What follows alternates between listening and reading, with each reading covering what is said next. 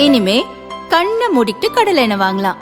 ஏன்னா மந்த்ரா கடலை எண்ணெய் இதயத்தின் தயாரிப்பு. வறுக்க பொரிக்க ஏன் எல்லா சமையலுக்கும் மந்த்ரா தான். மந்த்ரா கடலை எண்ணெய், அபார ருசி, ஆரோக்கியமான உடல் நலம். ஜனவரி 28 தொடங்கிய பார்லிமெண்ட் பட்ஜெட் கூட்டத்தொடர் 2 அமர்வுகளாக நடத்தப்பட்டு ஏப்ரல் 2ஆம் தேதியுடன் முடிவடைந்தது. இந்த நிலையில் தொகுதி மறுசீரமைப்பு குறித்த மசோதா நிறைவேற்றப்பட உள்ளதால் பார்லிமெண்ட் சிறப்பு கூட்டத்தொடர் கூட்டப்பட உள்ளது. இதன்படி வரும் 16ஆம் தேதி பார்லிமெண்ட் கூட இருப்பதாக தகவல்கள் வெளியாகின. இது 3 நாட்கள் நடைபெறும் என தெரிகிறது.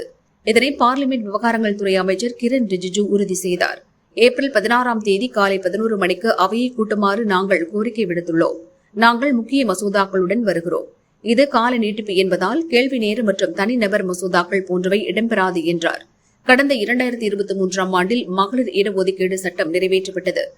இந்த சட்டத்தில் திருத்தம் கொண்டுவர அரசியல் சாசன திருத்த மசோதா மற்றும் தொகுதி மறுவரையறை சட்ட திருத்த மசோதா ஆகியவற்றை தாக்கல் செய்ய முடிவு செய்யப்பட்டுள்ளது. இதன் மூலம் லோக்சபாவில் மகளிருக்கு 33% இடஒதுக்கீடு வழங்கப்படும். தற்போதுள்ள 543 மக்களவை இடங்களின் எண்ணிக்கை 816 அதிகரிக்க வாய்ப்புள்ளது. 33% இடஒதுக்கீடு அமல்படுத்தப்பட்டால் பார்லிமெண்டில் சுமார் 273 இடங்கள் பெண்களுக்கு ஒதுக்கப்படும்.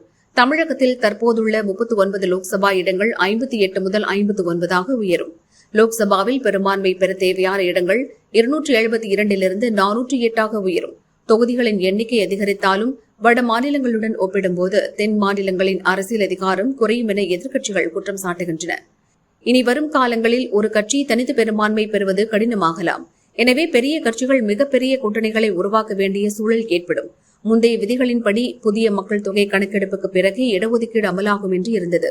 ஆனால் புதிய திருத்தத்தின்படி 2011ஆம் ஆண்டு மக்கள் தொகை கணக்கெடுப்பின் அடிப்படையிலேயே இடஒதுக்கீடு வழங்க வழிவகை செய்யப்பட்டுள்ளது. இந்த மசோதாக்கள் நிறைவேற்றப்பட்டால் மகளிர் இடஒதுக்கீடு சட்டம் 2029 மார்ச் 31 முதல் அமலுக்கு வரும். இதன் மூலம் 2029 லோக்சபா தேர்தல் மற்றும் அதே ஆண்டில் சட்டமன்ற தேர்தலை சந்திக்கும் ஆந்திரா, அருணாச்சல பிரதேசம், ஒடிசா, சிக்கிம் ஆகிய மாநிலங்களில் பெண்களுக்கு 33% இடஒதுக்கீடு கிடைக்கும். மத்திய அரசு தொகுதி மறுசீரமைப்பை செயல்படுத்துவதில் ஆர்வமாக இருந்தாலும் மாநிலங்களுக்கு இடையேயான பிரதிநிதித்துவ சமநிலை பாதிக்கப்படாமல் இருக்க வேண்டும் என்பதே அனைவரின் எதிர்பார்ப்பாக உள்ளது.